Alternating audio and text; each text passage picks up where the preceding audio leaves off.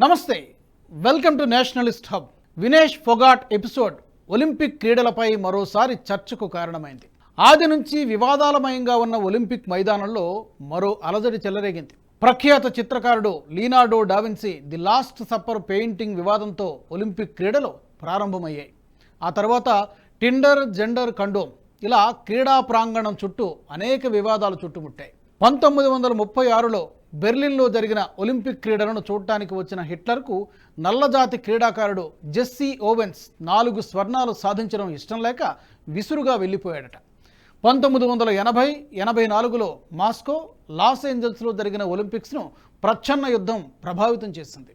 ఉగ్రవాదం, జాత్యహంకారం, వ్యభిచారం ఒక్కటేంటి, ఒలింపిక్ క్రీడల చుట్టూ 1,00,000 రాజకీయాలు, వివాదాలు చరిత్ర పొడవునా కొనసాగుతూనే ఉన్నాయి. అదనపు బరువు కారణంగా అనర్హతకు గురైన భారత రెజ్లింగ్ స్టార్ వినేష్ ఫొగాట్ విషయంలో మన దేశంలో నీచ రాజకీయం మొదలైంది.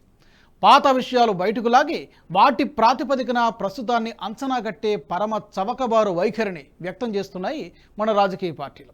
వినేష్ ఫొగాట్ అంశం కేవలం సాకు మాత్రమే అసలు కారణం కాదని, అధికార రాజకీయాలని వేరే చెప్పనక్కర్లేదు. క్రీడలు రాజకీయాలకు అతీతంగా ఉండాలనేది ఓ అసంబద్ధ వాదన. సామాజిక జీవితంలోని ప్రతి అంశము అనివార్యంగా రాజకీయ మైదానంలోకి ప్రవేశిస్తుంది. అయితే వాటి గురించి మాట్లాడుతున్నప్పుడు, వైఖరి ప్రకటిస్తున్నప్పుడు, వ్యాఖ్యానం జత చేస్తున్నప్పుడు పరిణితితో వ్యవహరిస్తే పేచి ఉండదు.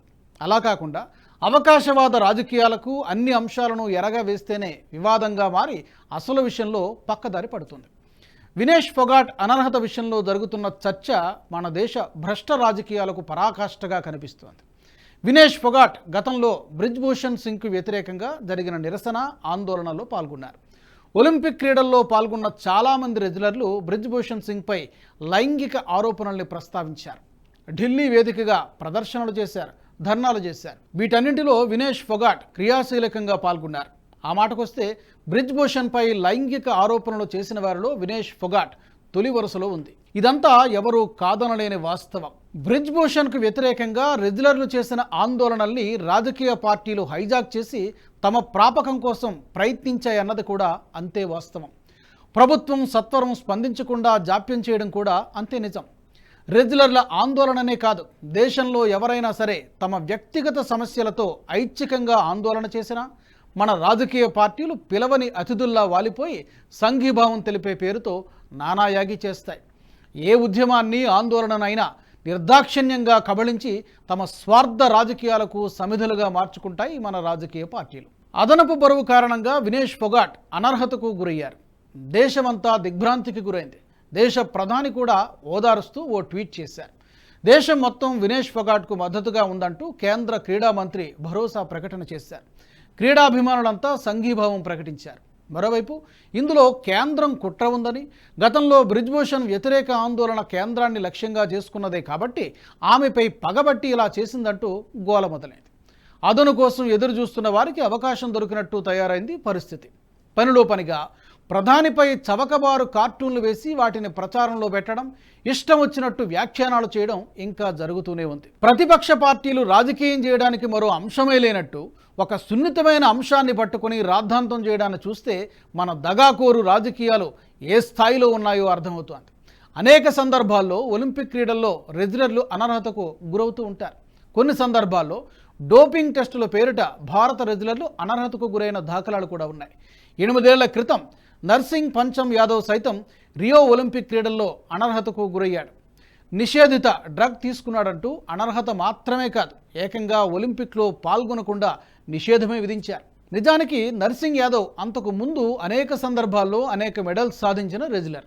కానీ 2016లో జరిగిన రియోలో మాత్రం డోపింగ్ పేరిట అనర్హతకు గురయ్యాడు. తన ఆహారంలో ఎవరో ఉద్దేశపూర్వకంగా మెథాండినన్ కలిపారని నర్సింగ్ యాదవ్ పదే పదే చెప్పినా ఎవరూ ఆయన గోడు పట్టించుకోలేదు. ఒలింపిక్ క్రీడల్లో ఇలాంటి అనేక అనుమానాస్పద, వివాదాస్పద సందర్భాలు అనేకం ఉన్నాయి. వాటి గురించి లోతుగా విచారించే అవకాశం లేకుండా పోయింది. అనేక మంది క్రీడాకారులు, రెజ్లర్లు దశాబ్దాలుగా ఆరోపణలు చేస్తూనే ఉన్నారు.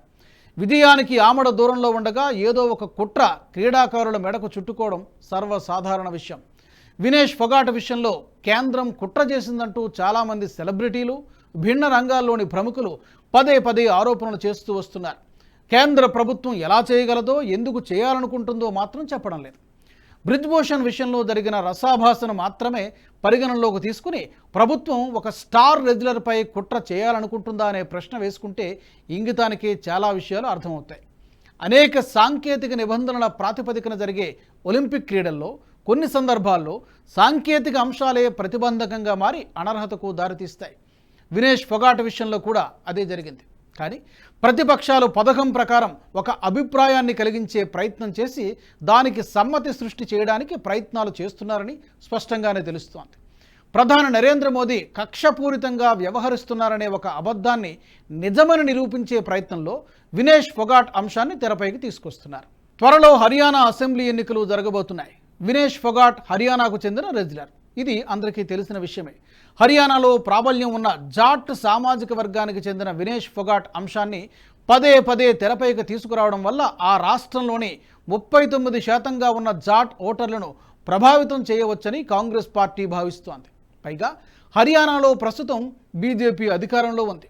ఈ మొత్తం పరిస్థితిని దృష్టిలో ఉంచుకున్న కాంగ్రెస్ పార్టీ వినేష్ ఫొగాట్ అనర్హత అంశాన్ని కేంద్రం కుట్రగా ప్రచారం చేసే ప్రయత్నం చేస్తోంది. పంజాబ్ ముఖ్యమంత్రి భగవంత్ మాన్ సింగ్ సైతం ఫొగాట్ స్వగ్రామానికి వెళ్లి కుటుంబానికి సంఘీభావం ప్రకటించడం వెనుక కూడా హర్యానా ఎన్నికల వ్యూహమే ఉంది తప్ప నిజంగా వినేష్ ఫొగాట్పై సానుభూతి లేదు. హర్యానా అసెంబ్లీ ఎన్నికలు ఒకవేళ ఉండకపోతే ఫొగాట్ అంశం పెద్దగా చర్చకు వచ్చేది కాదు. కేవలం అధికార రాజకీయాల కోసం వినేష్ ఫొగాట్ను ఆకాశానికెత్తి ఓట్లు దండుకోవడమే అసలు ఎజెండా అని మనం అర్థం చేసుకోవాలి. ఈ వీడియో మీకు నచ్చినట్టయితే లైక్ చేయండి, 10 మందికి షేర్ చేయండి. అలాగే కామెంట్ల రూపంలో మీ అభిప్రాయాలను మాతో పంచుకోండి. Nationalist hub group of channels ను సబ్స్క్రైబ్ చేసుకుని తెలుగునాట జాతీయవాద జర్నలిజాన్ని ప్రోత్సహించండి. ఈ వీడియో కింద ఉన్న బెల్ ఐకాన్ పై క్లిక్ చేయడం మర్చిపోవద్దు.